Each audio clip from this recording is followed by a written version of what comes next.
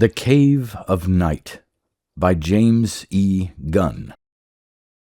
Originally published in the February 1955 issue of Galaxy magazine, which republished it in their French issue in April of the same year, German in July, and Swedish in October 1959.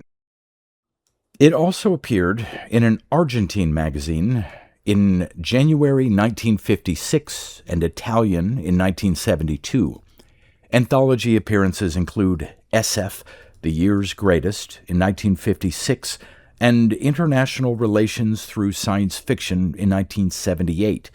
Its two appearances in collections of the author's stories are Station in Space in 1958 and Some Dreams Are Nightmares in 1974. Read by Darrell T. Smith II for my channel Quasar Spectra. The Cave of Night. The phrase was first used by a poet disguised in the cynical hide of a newspaper reporter. It appeared on the first day and was widely reprinted. He wrote, "At 8 o'clock, after the sun has set and the sky is darkening, look up. There's a man up there where no man has ever been. He is lost in the cave of night." The headlines demanded something short, vigorous, and descriptive. That was it. It was inaccurate, but it stuck. If anybody was in a cave, it was the rest of humanity. Painfully, triumphantly, one man had climbed out. Now he couldn't find his way back into the cave with the rest of us. What goes up doesn't always come back down. That was the first day. After it came 29 days of agonized suspense. The Cave of Night. I wish the phrase had been mine. That was it, the tag, the symbol. It was the first thing a man saw when he glanced at the newspaper. It was the way people talked about it. What's the latest about the cave? It summed it all up. The drama, the anxiety, the hope.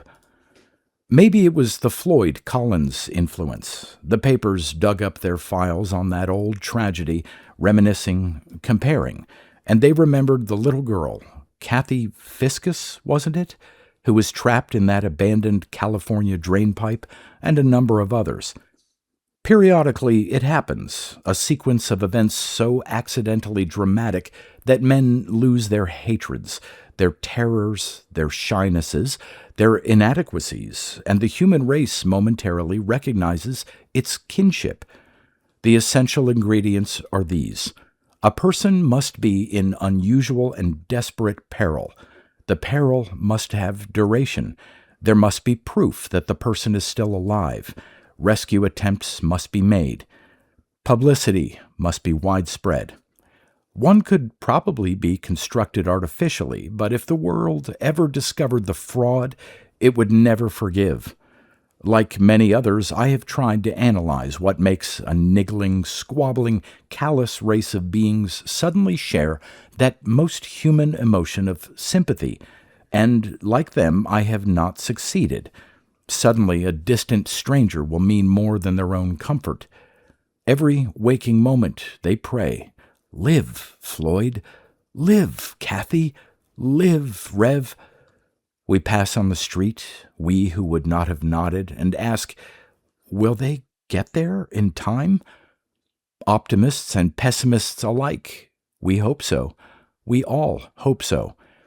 In a sense, this one was different. This was purposeful, knowing the risk, accepting it because there was no other way to do what had to be done. Rev had gone into the cave of night. The accident was that he could not return. The news came out of nowhere, literally, to an unsuspecting world. The earliest mention the historians had been able to locate was an item about a ham radio operator in Davenport, Iowa. He picked up a distress signal on a sticky hot June evening. The message, he said later, seemed to fade in, reach a peak, and fade out. "And fuel tanks empty. Receiver broke. Transmitting in clear so someone can pick this up, and no way to get back. Stuck." A small enough beginning. The next message was received by a military base radio watch near Fairbanks, Alaska. That was early in the morning.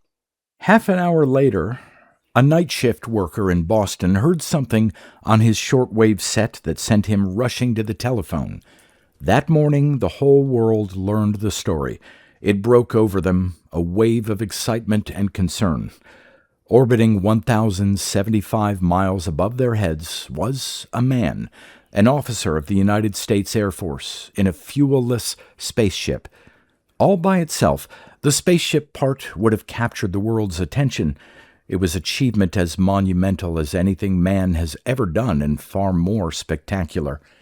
It was liberation from the tyranny of Earth, this jealous mother who had bound her children tight with the apron strings of gravity. Man was free. It was a symbol that nothing is completely and finally impossible if man wants it hard enough and long enough. There are regions that humanity finds peculiarly congenial. Like all Earth's creatures, man is a product and a victim of environment. His triumph is that the slave became the master. Unlike more specialized animals, he distributed himself across the entire surface of the Earth, from the frozen Antarctic continent to the Arctic ice cap. Man became an equatorial animal, a temperate zone animal, an Arctic animal. He became a plain dweller, a valley dweller, a mountain dweller. The swamp and the desert became equally his home. Man made his own environment. With his inventive mind and his dexterous hands, he fashioned it, conquered cold and heat, dampness, aridness, land, sea, air. Now, with his science, he had conquered everything. He had become independent of the world that bore him. It was a birthday cake for all mankind, celebrating its coming of age. Brutally, the disaster was icing on the cake. But it was more, too. When everything is considered, perhaps it was the aspect that, for a few brief days, united humanity and made possible what we did. It was a sign. Man is never completely independent of Earth. He carries with him his environment. He is always and forever a part of humanity. It was a conquest mellowed by a confession of mortality and error. It was a statement. Man has within him the qualities of greatness that will never accept the restraints of circumstance, and yet he carries, too, the seeds of fallibility that we all recognize in ourselves. Rev was one of us. His triumph was our triumph. His peril, more fully and finely, was our peril. Reverdy L. McMillan III, First Lieutenant, USAF, pilot, rocket jockey, man, Rev. He was only 1,000 miles away, calling for help, but those miles were straight up. We got to know him as well as any member of our own family. The news came as a great personal shock to me. I knew Rev. We had become good friends in college, and fortune had thrown us together in the Air Force, a writer and a pilot. I had got out as soon as possible, but Rev had stayed in. I knew, vaguely, that he had been testing rocket-powered airplanes with Chuck Yeager, but I had no idea that the rocket program was that close to space. Nobody did. It was a better-kept secret than the Manhattan Project. I remember staring at Rev's picture in the evening paper, the straight black chair, the thin, rakish mustache, the Clark Gable ears, the reckless, rueful grin, and I felt again, like a physical thing, his great joy in living. It expressed itself in 100 ways. He loved widely, but with discrimination. He ate well, drank heartily, reveled in expert jazz and artistic incentiveness, and talked incessantly. Now he was alone, and soon all that might be extinguished. I told myself that I would help. That was a time of wild enthusiasm. Men mobbed the Air Force proving grounds at Cocoa, Florida, wildly volunteering their services. But I was no engineer. I wasn't even a welder or a riveter. At best, I was only a poor word mechanic. But words, at least, I could contribute. I made a hasty verbal agreement with a local paper and caught the first plane to Washington, D.C. For a long time, I liked to think that what I wrote during the next few days had something to do with subsequent events, for many of my articles were picked up for reprint by other newspapers. The Washington fiasco was the responsibility of the Senate Investigating Committee.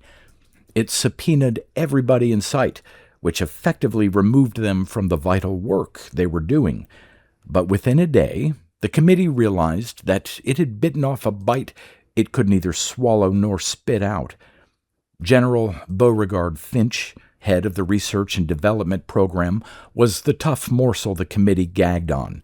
Coldly, accurately, he described the development of the project, the scientific and technical research, the tests, the building of the ship, the training of the prospective crewmen, and the winnowing of the volunteers down to one man.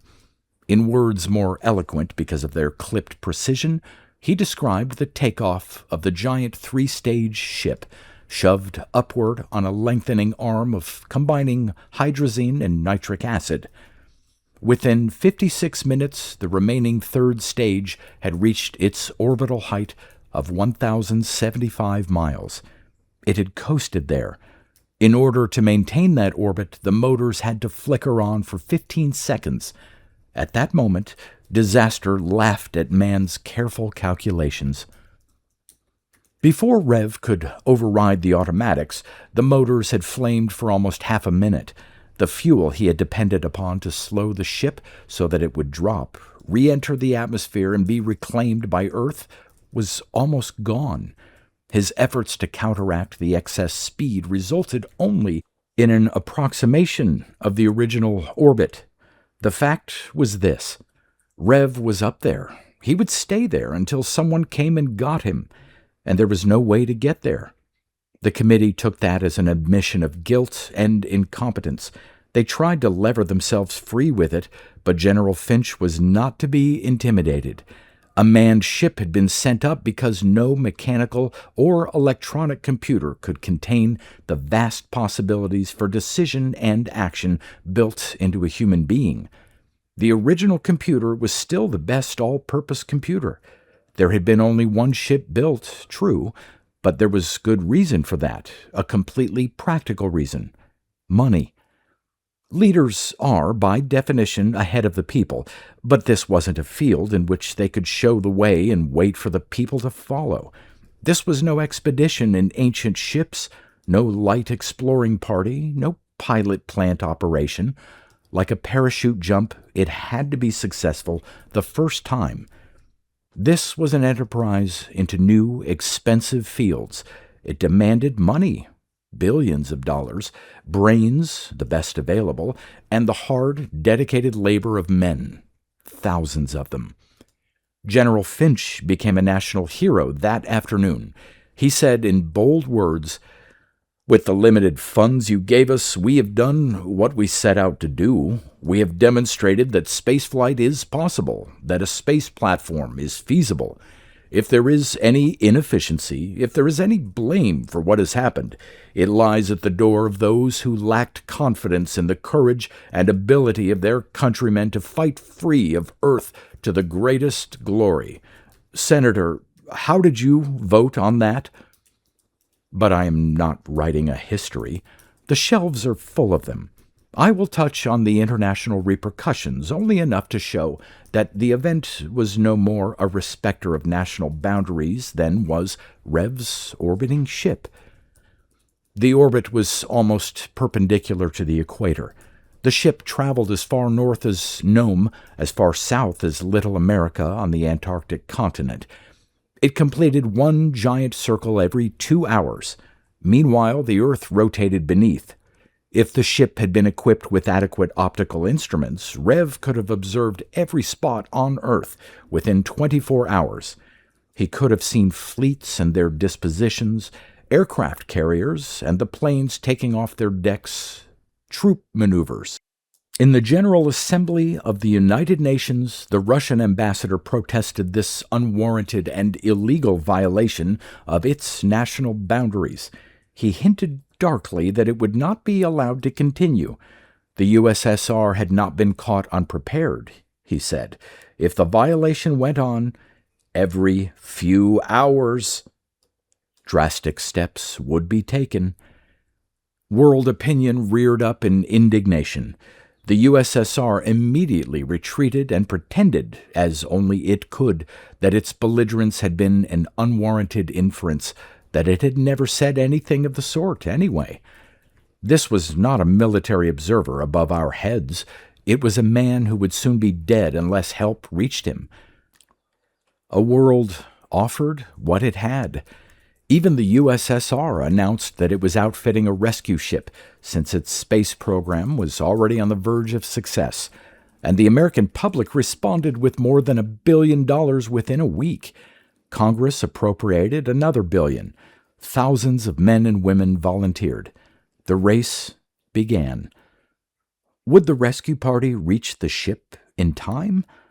The world prayed. And it listened daily to the voice of a man it hoped to buy back from death. The problem shaped up like this. The trip had been planned to last for only a few days. By careful rationing, the food and water might be stretched out for more than a month, but the oxygen, by cutting down activity to conserve it, couldn't possibly last more than 30 days. That was the absolute outside limit. I remember reading the carefully detailed calculations in the paper and studying them for some hopeful error. There was none. Within a few hours, the discarded first stage of the ship had been located floating in the Atlantic Ocean. It was towed back to Cocoa, Florida.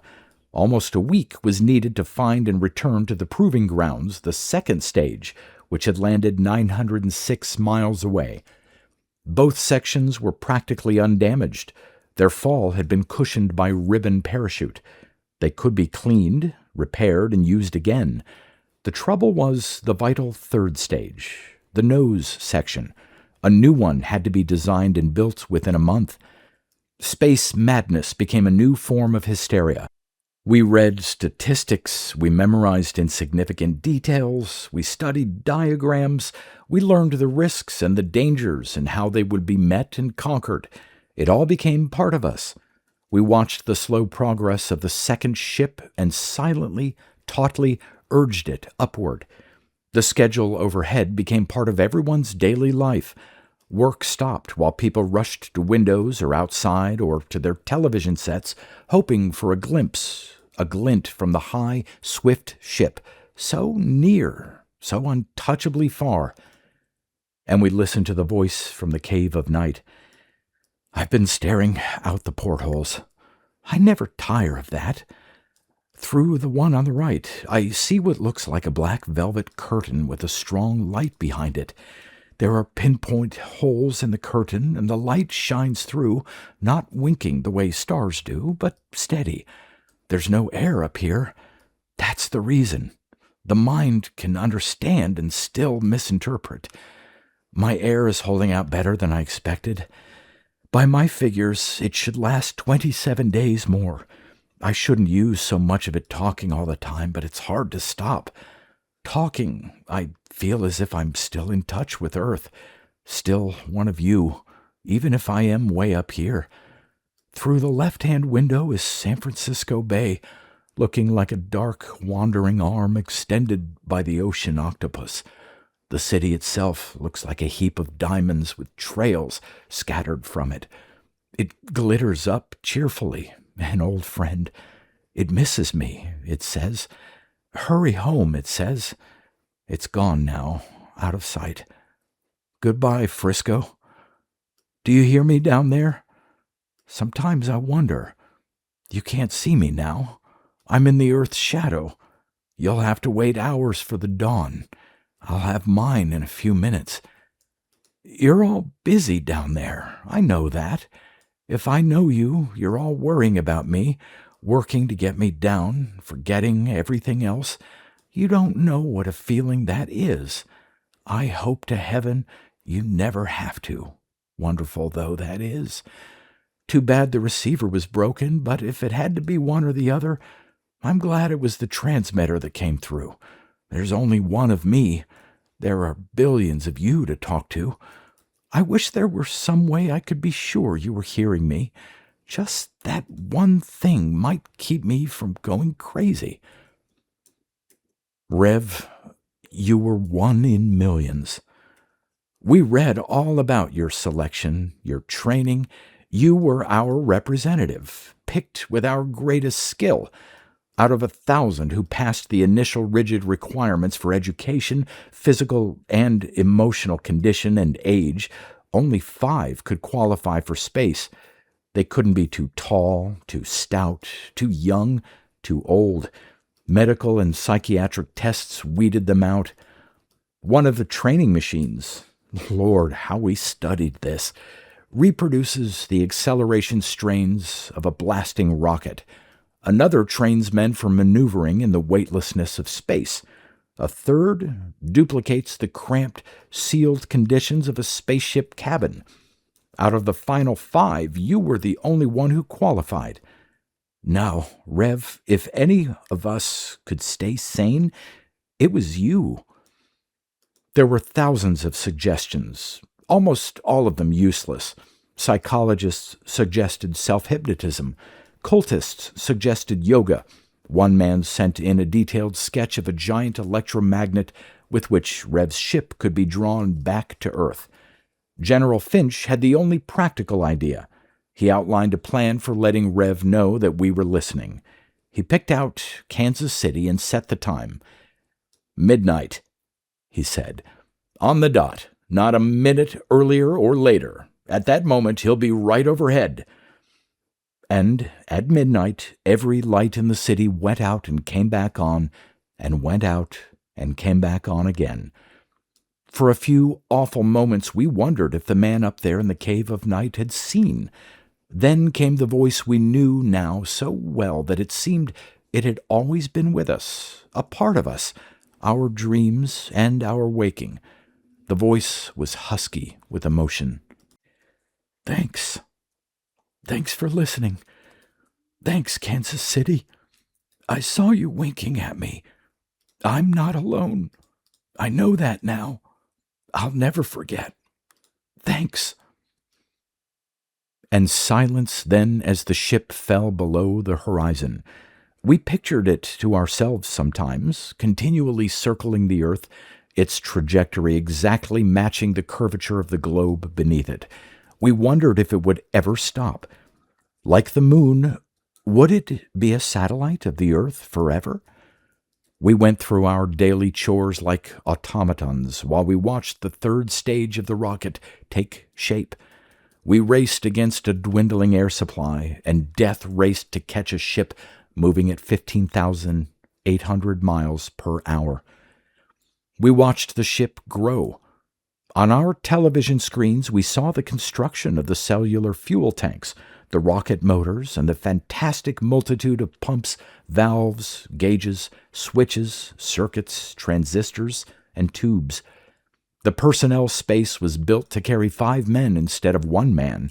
We watched it develop, a Spartan simplicity in the middle of the great complex, and it was as if we ourselves would live there, would watch those dials and instruments, would grip those chair-arm controls for the infinitesimal sign that the automatic pilot had faltered, would feel the soft flesh and the softer internal organs being wrenched away from the unyielding bone, and would hurtle upward into the cave of night.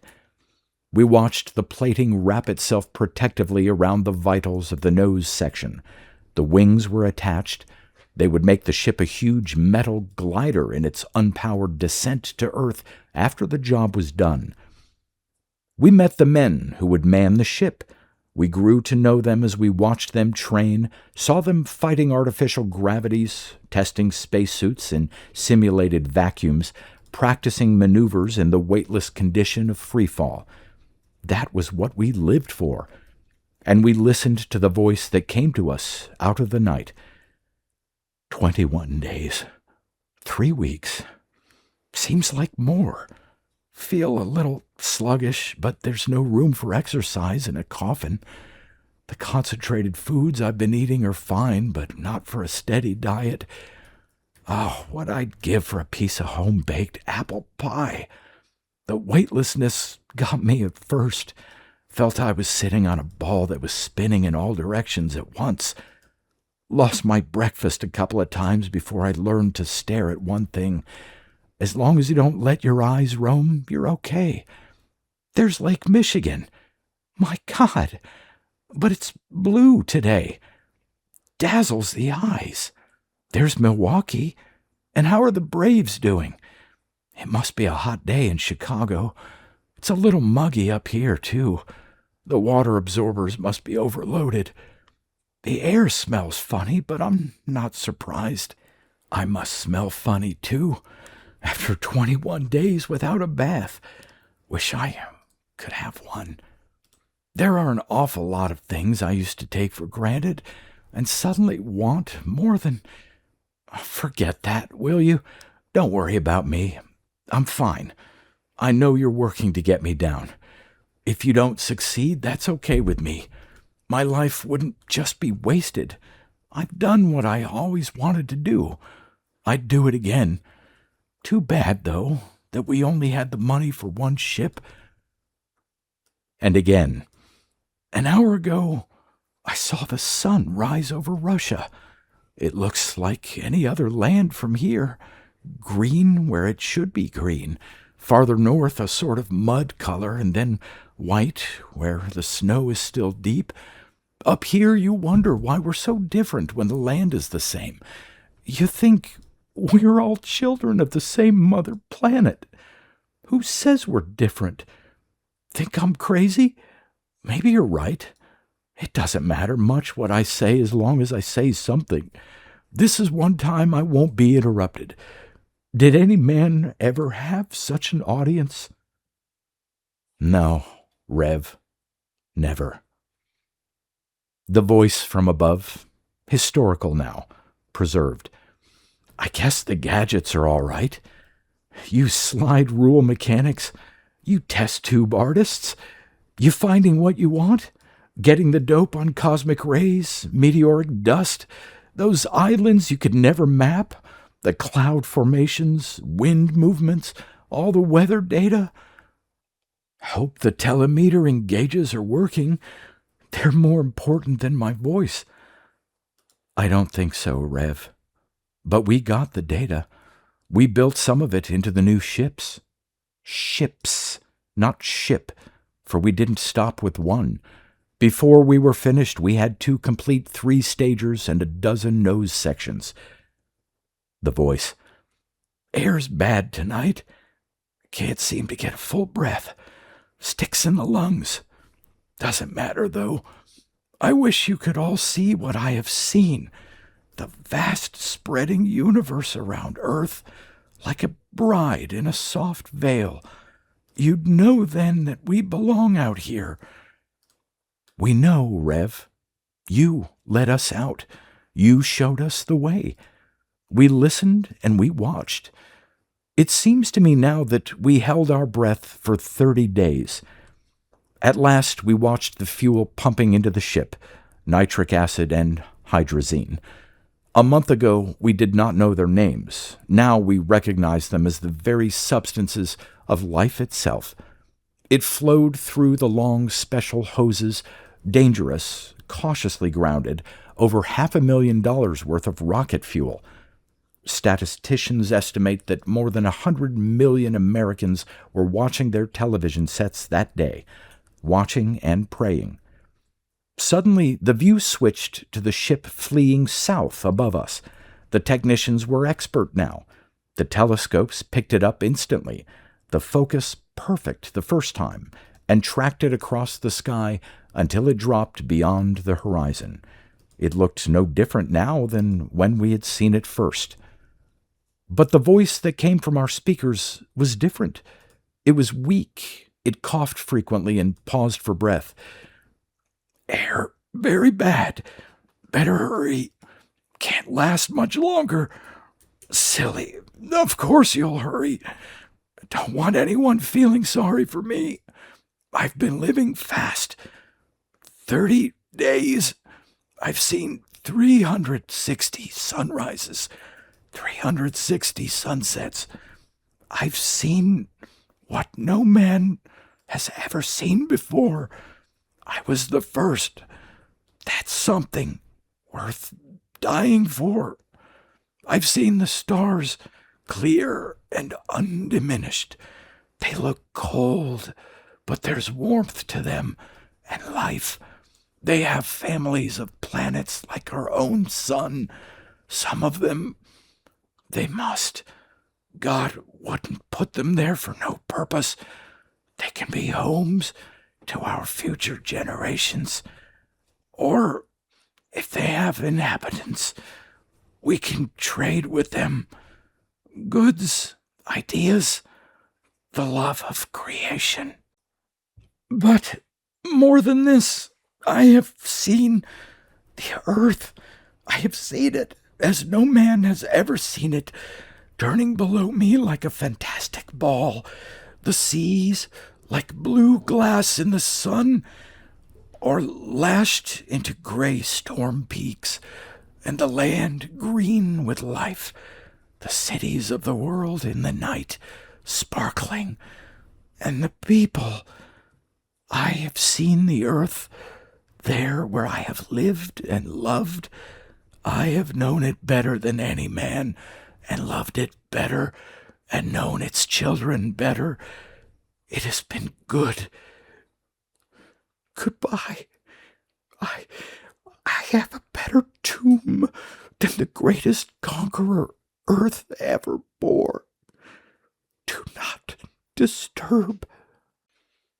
We wept. How could we help it? Rescue was so close, and we could not hurry it. We watched impotently. The crew were hoisted far up into the nose section of the 3-stage rocket. It stood as tall as a 24-story building. Hurry, we urged, but they could not hurry. The interception of a swiftly moving target is precision business. The takeoff was all calculated and impressed on the metal and glass and free electrons of an electronic computer. The ship was tightened down methodically. The spectators scurried back from the base of the ship. We waited. The ship waited. Tall and slim as it was, it seemed to crouch. Someone counted off the seconds to a breathless world. 10, 9, 8, 5, 4, 3, 1. Fire! There was no flame, and then we saw it spurting into the air from the exhaust tunnel several 100 feet away. The ship balanced, unmoving, on a squat column of incandescence. The column stretched itself, grew tall. The huge ship picked up speed and dwindled into a point of brightness. The telescopic lenses found it, lost it, found it again. It arched over on its side and thrust itself seaward. At the end of 84 seconds, the rear jets faltered, and our hearts faltered with them. Then we saw that the first stage had been dropped. The rest of the ship moved off on a new fiery trail. A ring-shaped ribbon parachute blossomed out of the third stage and slowed it rapidly. The second stage dropped away 124 seconds later. The nose section, with its human cargo, its rescue equipment, went on alone. At 63 miles altitude, the flaring exhaust cut out. The third stage would coast up the gravitational hill more than 1,000 miles. Our stomachs were knotted with dread as the rescue ship disappeared beyond the horizon of the farthest television camera. By this time it was on the other side of the world, speeding toward a carefully planned rendezvous with its sister. Hang on, Rev. Don't give up. 56 minutes. That was how long we had to wait. 56 minutes from the takeoff until the ship was in its orbit. After that, the party would need time to match speeds, to send a space-suited crewman drifting across the emptiness between, over the vast, eerily turning sphere of the earth beneath. In imagination, we followed them. Minutes would be lost while the rescuer clung to the ship, opened the airlock cautiously so that none of the precious remnants of air would be lost, and passed into the ship where one man had known utter loneliness. We waited. We hoped. 56 minutes. They passed. An hour. 30 minutes more. We reminded ourselves, and were reminded, that the first concern was Rev. It might be hours before we would get any real news. The tension mounted unbearable. We waited, a nation, a world, for relief. At 18 minutes less than 2 hours, too soon, we told ourselves, lest we hoped too much, we heard the voice of Captain Frank Pickrell, who was later to become the first commander of the Donut. "I have just entered the ship," he said slowly. "The airlock was open." He paused. The implications stunned our emotions. We listened mutely. "Lieutenant Macmillan is dead. He died heroically, waiting until all hope was gone, until every oxygen gauge stood at 0. And then, well, the airlock was open when we arrived. In accordance with his own wishes, his body will be left here in its eternal orbit. The ship will be his tomb for all men to see when they look up toward the stars. As long as there are men on earth, it will circle above them, an everlasting reminder of what men have done and what men can do. That was Lieutenant Macmillan's hope.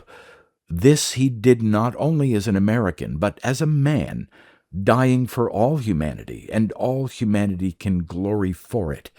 From this moment, let this be his shrine, sacred to all the generations of spacemen, inviolate, and let it be a symbol that man's dreams can be realized. But sometimes the price is steep. I am going to leave now. My feet will be the last to touch this deck. The oxygen I released is almost used up. Lieutenant Macmillan is in his control chair, staring out toward the stars. I will leave the airlock doors open behind me. Let the airless, frigid arms of space protect and preserve for all eternity the man they would not let go. Goodbye, Rev. Farewell. Good night." Rev was not long alone. He was the first, but not the last, to receive a space burial and a hero's farewell. This, as I said, is no history of the conquest of space. Every child knows the story as well as I, and can identify the make of a spaceship more swiftly. The story of the combined efforts that built the orbital platform irreverently called the Donut has been told by others. We have learned at length the political triumph that placed it under United Nations control. Its contribution to our daily lives has received the accolade of the commonplace. It is an observatory, a laboratory, and a guardian. Startling discoveries have come out of that weightless, airless, heatless place. It has learned how weather is made and predicted it with incredible accuracy.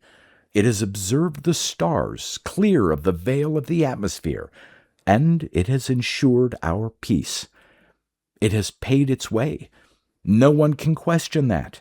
It and its smaller relay stations made possible today's worldwide television and radio network. There is no place on earth where a free voice cannot be heard or the face of freedom be seen. Sometimes we find ourselves wondering how it would have been any other way. And we have had adventure.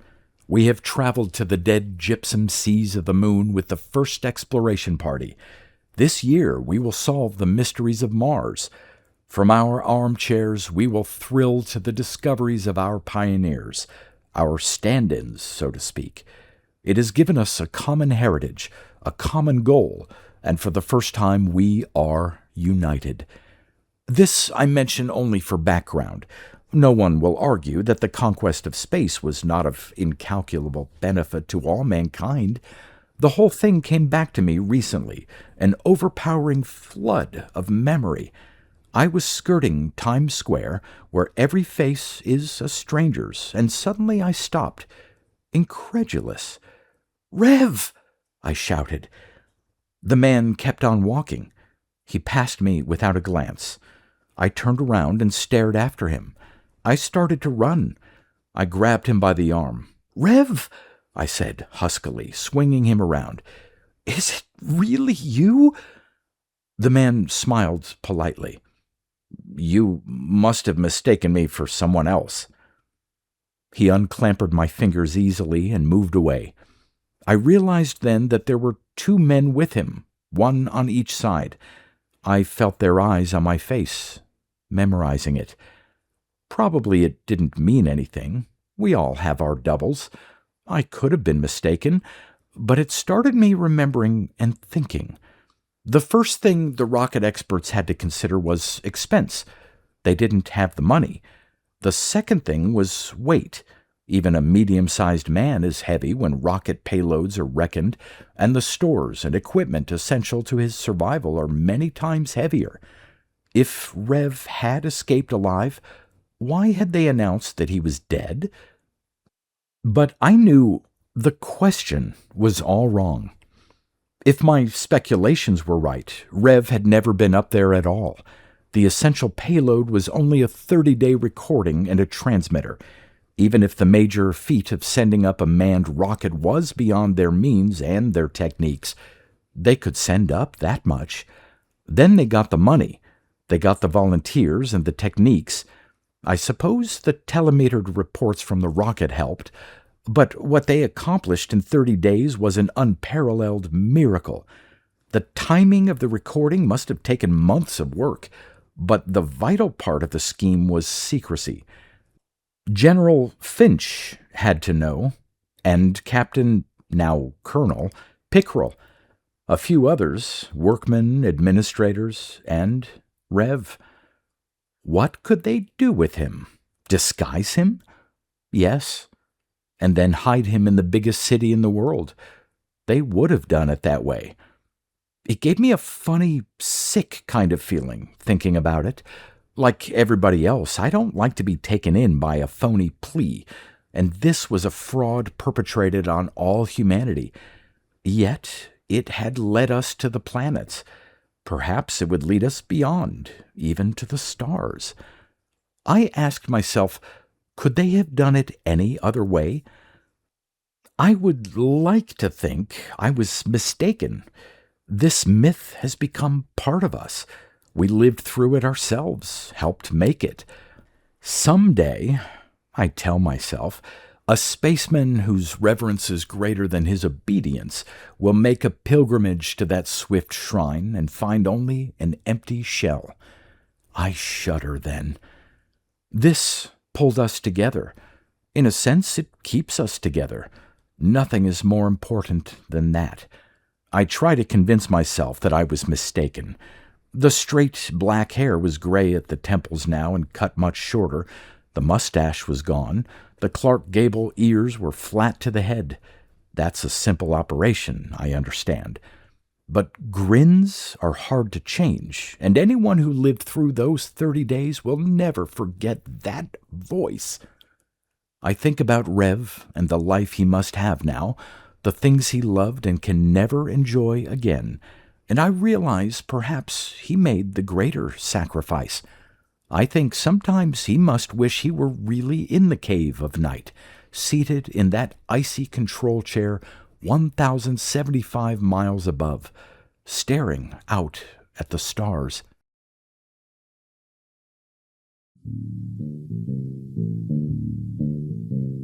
You've been listening to pre-1990s speculative fiction readings with a highlight on science fiction by Darrell T. Smith II.